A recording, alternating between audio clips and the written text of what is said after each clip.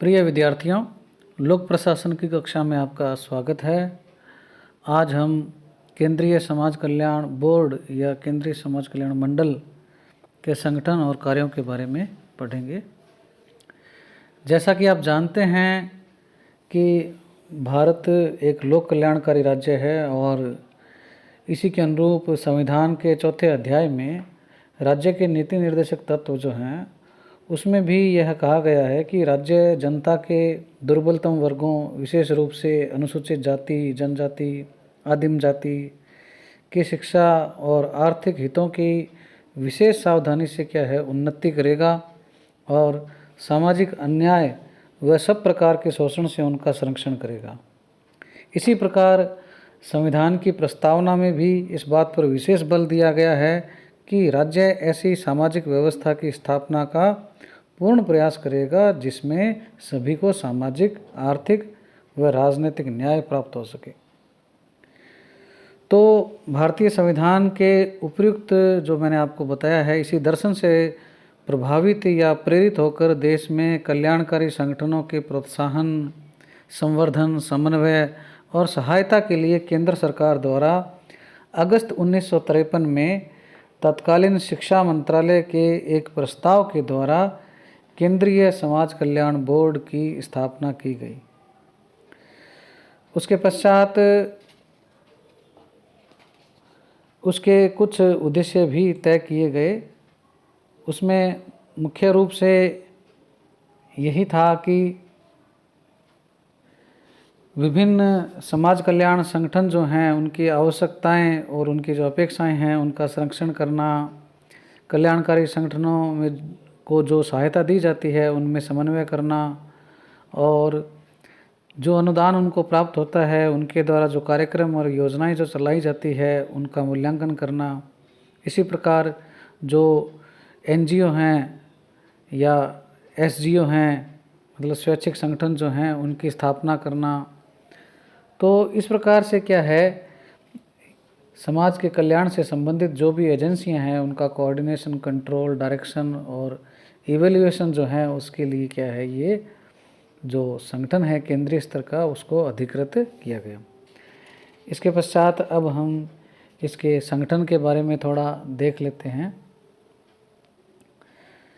केंद्रीय समाज कल्याण मंडल की संगठनात्मक व्यवस्था में प्रमुख रूप से इसका एक क्या है सामान्य निकाय होता है। इसमें विभिन्न सदस्य होते हैं जो नीति निर्माण का कार्य करते हैं।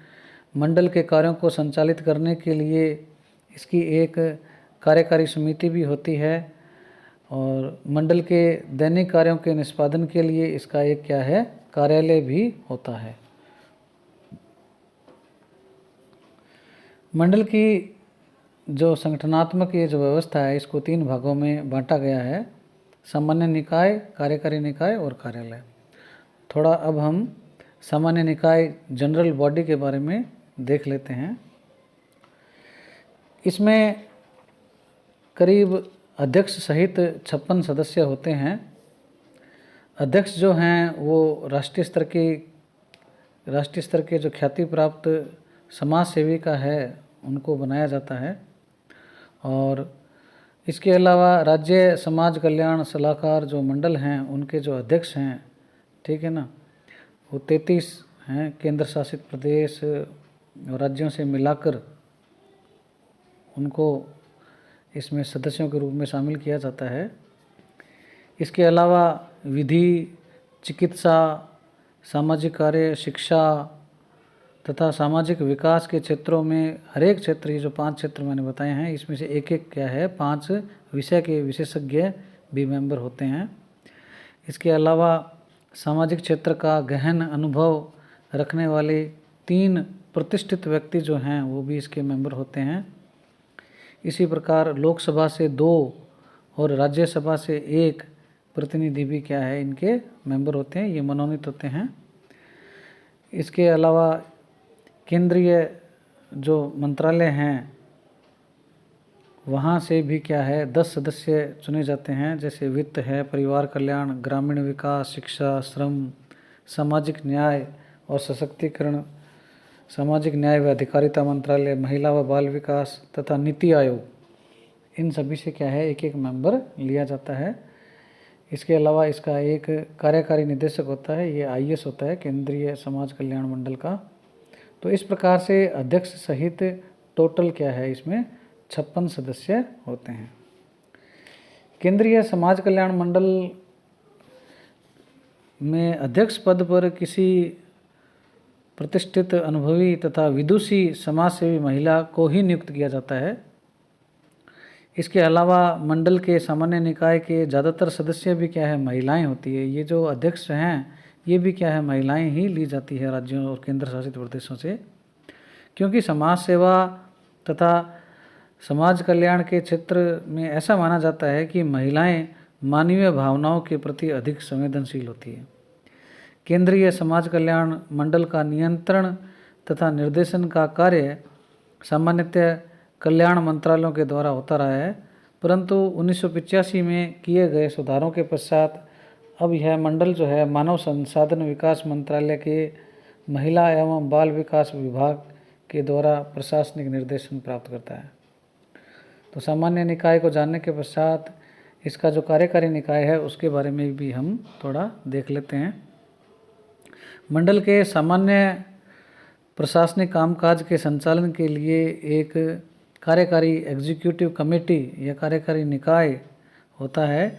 इस कार्यकारी समिति में मंडल के अध्यक्ष और कार्यकारी निदेशक सहित क्या है 16 मेंबर होते हैं। इसके अलावा केंद्र सरकार के ग्रामीण विकास मंत्रालय, स्वास्थ्य मंत्रालय और अन्य मंत्रालयों से क्या है कुल 7 प्रतिनिधि जो हैं वो भी इसमें शामिल होते हैं। तथा सामान्य सभा के लिए अध्यक्ष व 5 सदस्यीय क्या है कार्यकारी समिति भी इसमें होती है। कार्यकारी और 2 जो मेंबर हैं वो व्यावसायिक विशेषज्ञ के भी क्या हैं नियुक्त किए जाते हैं। तो ये 5 सदस्यों की और अध्यक्ष की कार्यकारी समिति है, 7 केंद्रीय मंत्रालयों के प्रतिनिधि हैं और 2 क्या हैं व्यावसायिक सदस्य होते हैं।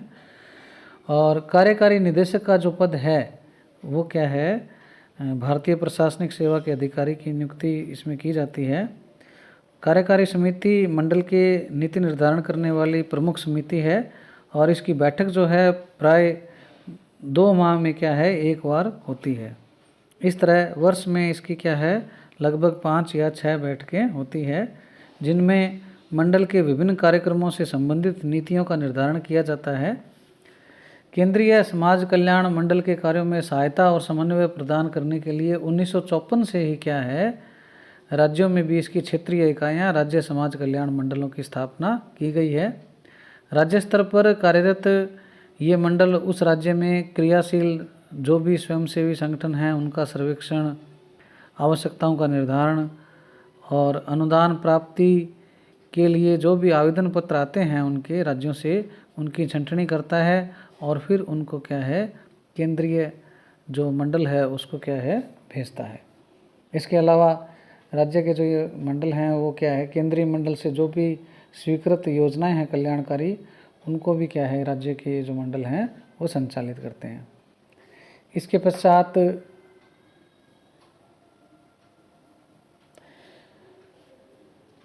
मंडल में एक कार्यालय की भी व्यवस्था है, ये इसकी आंतरिक संरचना के अंतर्गत आता है। इसमें एक कार्यकारी निदेशक का पद है और ये सचिव स्तर का होता है और इसके अलावा इसको क्या है 5 संभागों में क्या है इसको बांटा गया है।